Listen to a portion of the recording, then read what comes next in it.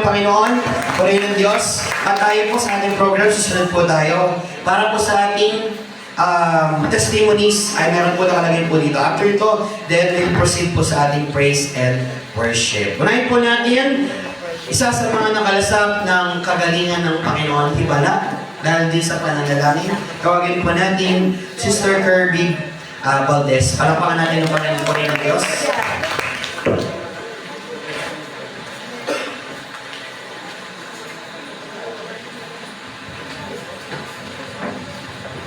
Magpagpalang araw po sa bawat isa, tigit po sa ating Diyos na buhay. Salamat po sa Panginoon na sa privilege na makapagpasalamat po ako sa oras na ito sa harapan nyo. Salamat sa Panginoon na gusto ko pong i-share sa inyo yung kabutihan na ginawa sa akin ng Panginoon. Dahil noon po, aminado po ako na ako po ay masawaying anak. Sabi nga nila, alibughang anak. So ayun po, noon po kasi ang buhay ko ay napaka-worst po talaga. Then, ano po, ang nasusunod talaga sa sarili ko, yung sarili ko talaga ang nasusunod. Kahit yung mga magulang ko, hindi ko sinusunod. Kaya talaga pong masawayin ako. Talagang pasaway po talaga ako. Aminado po ako doon. Then, yun po, ang nangyari po kasi sa akin, sinunod ko po yung kagustuhan ko, yung sarili ko. Then, ang nangyari po nun, pinalo ako ng Diyos. Kasi matagal na po akong Kristiyano, pero hindi ko pa lubos na naunawaan kung anong purpose ng Panginoon sa buhay ko, kung bakit ako nabubuhay, kung bakit ako nandito, at kung bakit ako may sakit ng ganito. So, ayun po, bali, nung nangyari po sa akin noon, nakalimutan ko. Pero, ipinaranas sa akin ng Panginoon na, pinahintulutan ng Panginoon na mangyari sa akin yun, para mahayag ang kanyang salita sa buhay ko. At yun nga po, nangyari sa akin, nagkasakit po ako. May sakit naman po talaga ako sa sakit sa puso. Pero yung nangyari po sa akin is isang buwan po akong na-ospital sa Samar. Then yun po, yung time po noon, talagang ang daming na abalang tao. Tapos ang dami din po, kahit yung mga kapatid ko, nag-away-away na nun. Kasi po, na po ako nun nag-50-50 na. So, nag-away-away na sila dahil nga, ang gusto ng ibang kapatid ko is pabayaan na nga ako kasi nga matigas nga po yung ulo ko. Pero, nung time na yon is, yung mama ko kasi po, nandiyan pa po no. So, yung mama ko, sabi niya, gusto niyang ilabas pa ako sa ospital. Sabi niya, tulungan niyo yung kapatid niyo. So, yung time po nun, salamat sa Panginoon kasi, yung time po nun, talagang pinarealize sa akin ng Panginoon na hindi pala dapat natin sundin ang sarili natin, kundi ang kalooban ng Diyos. Hindi ko po alam kung anong plano ba ng Panginoon sa akin noon. Talagang wala po akong, hindi ko po in-expect. Pero napakabuti po ng Diyos sa buhay ko. Kasi yung time po noon, sinuko ko na po sa Panginoon. Sabi ko sa Panginoon na time na yun, Lord, kung kukunin mo na ako, sabi ko, tatanggapin ko po kung anong hatol niyo sa akin. Sabi ko gano'n. Tapos, pero kung bibigyan niyo ba po ko ng chance na makapaglingkod po sa inyo ng tapat, sabi ko, ibibigay ko yung best ko, sabi ko gano'n. Nangako ako sa Panginoon, yung time na yun. Then, ayun nga po, salamat sa Panginoon kasi binigyan pa ako ng time ng Panginoon. Yung naramdaman ko po yung time na yun, umiiyak ako. Talagang hagulgul po ako ng time na yun. Umiiyak ako sa Panginoon kasi alam ko yung pagkakamali ko, alam ko yung lahat nagsinking sa lahat ng kasalanan na ginawa ko sa Panginoon, pagkukulang.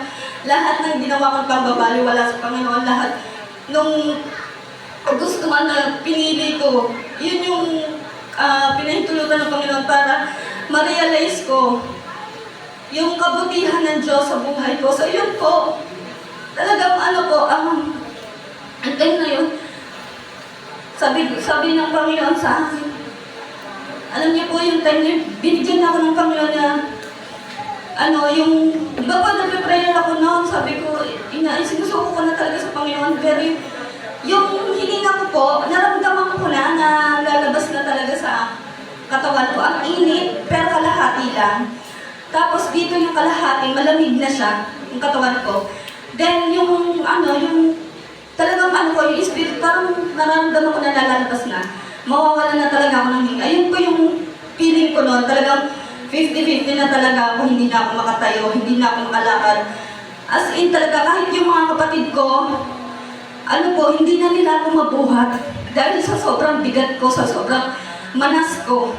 Kaya yun po, pero salamat sa Diyos kasi yung time na yun, tinugon agad ng Panginoon yung dalangin ko.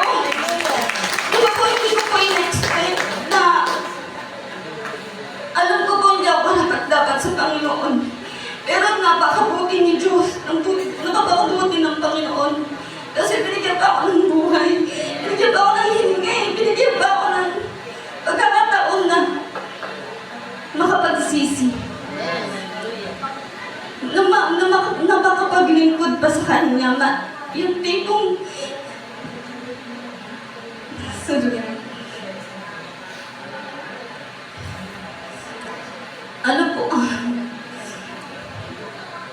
salamat sa Panginoon kasi yung time na yun, talagang pinaranas sa akin ng Panginoon na iba pala ang plano ng Panginoon sa atin kaysa sa plano natin. At salamat sa Panginoon dahil inalis niya ako sa buhay na talagang napaka-worse yung buhay ko po noon. Kaya salamat sa Panginoon kasi binigyan niya ako ng chance, dahil binigyan niya ako ng pagkakataon pa na maisuko ko sa Kanya yung buhay ko. At ayun po, salamat sa Diyos, pinagaling niya ako. Yung time na yun, alam niyo po, nung nakaalis ako doon sa ospital na yun, pag uwi ko po dito sa Manila, tinigil ko na po yung gamot, pero salamat sa Panginoon. Narito po ako sa harap niyo. Malakas at patuloy na binibigyan ng Panginoon ng kalakasan, ng katatagan. At salamat din sa Panginoon kasi hindi niya ako binitawan kahit na matigas yung ulo ko. At yun po, talagang salamat din sa Panginoon dahil sa mga taong ginamit niya para matulungan ako na mapalapit sa Kanya at maunawaan ko ang lahat. Kung ano yung purpose ng Diyos sa buhay ko. Kasi po noon, bata pa ako, talagang hindi ko po talaga alam kung bakit ako nagkasakit ng ganito, bakit ako may sakit ng ganito, bakit ako nabubuhay ng ganito. Dati po kasi talagang sinisi ko rin ng yung magulang ko na yun nga po, kung bakit ako nagkasakit, ganito din. Pero nung nabasa ko po yung John chapter 9 verse 2 to 3, ang sabi po dun, diba, hindi ko po kabisado, pero ang sabi po dun, hindi ang magulang ang may kasalanan at hindi rin yung anak na may kapansanan, yung bulag na lalaki po kasi, lalaki na bulag, hindi niya kasalanan na siya ay bulag, hindi rin kasalanan ng magulang na pinanganak siya na bulag, kundi ayun yung kalooban ng Panginoon para maihayag ang Kanyang salita. Kaya yung salamat sa Panginoon dahil sa mensahe na yun, talagang umiyak po ako rin nabasa kong yun. Then, ngayon pinarealize ako ng Panginoon na hindi pala dapat na na ganun nga na ko sa magulang yung kung bakit ako may sakit or bakit ako nandito. Kundi, ito pala yung purpose ni Lord sa buhay ko para maipaglingkod ko pa yung buhay ko sa Kanya. At salamat sa Panginoon dahil ngayon po, tinawag niya ako sa ministry. Hindi ko po akalain na mapapasama ako sa Prayer Warrior Ministry. At hindi ko rin po akalain na makakabalik po ako dito sa ministry sa sa Jesus Christ Flag. Kasi po, talaga di ba po, alam niyo po na talaga matigas ang ulo ko.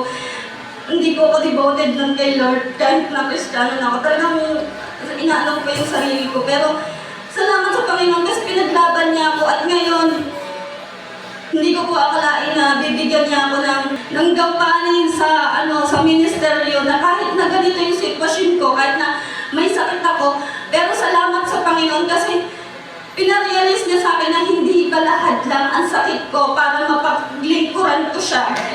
Salamat sa Panginoon sa kabuhihan niya sa akin at salamat din sa Panginoon. Dahil sobra-sobra po yung binigay sa akin ni Lord, hindi lang sa kagalingan, kundi sa pamilya, sa pananampalataya na meron po akong, aminin ko po, hindi pa ako lubos na malalim sa Panginoon. Pero salamat sa Panginoon dahil patuloy niya akong pinapalakas at patuloy niya akong binibigyan ng wisdom kung paano makalakad ng tapat sa Panginoon. Salamat sa Panginoon at dahil tinawag niya ako sa kanyang, kahit hindi ako katbata, tinawag niya ako bilang mandirigma. Di ba po?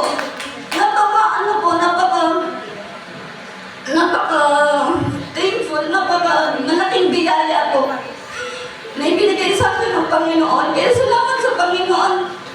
Siya po talaga yung naging inspiration ko sa buhay ko. Salamat sa Panginoon sa ginawa niya sa buhay ko. Salamat sa Panginoon sa kung ano meron ako ngayon. Salamat sa Panginoon sa buhay ko ngayon. Salamat sa Diyos at sa Diyos ko ang lahat ng papuri at pasasalamat.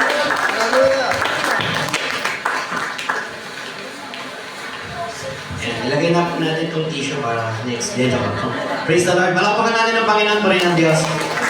FYI mga kapatid, si Sister Kirby po ay meron pong congenital heart. Tama ba? Na disease na kung saan hindi niya po ginusto na baby pa lang siya, meron ng utas yung kanyang puso. Pero sabi po ako rin po nakaalam din ng story po niya, wala po na tumatagal ng ganyan age. Meron pong dalawang butas at her age. So, biyaya ng Panginoon at sa dahil sa pananalangin po, kapatid, palakpakan natin ang Panginoon. Pagod Diyos.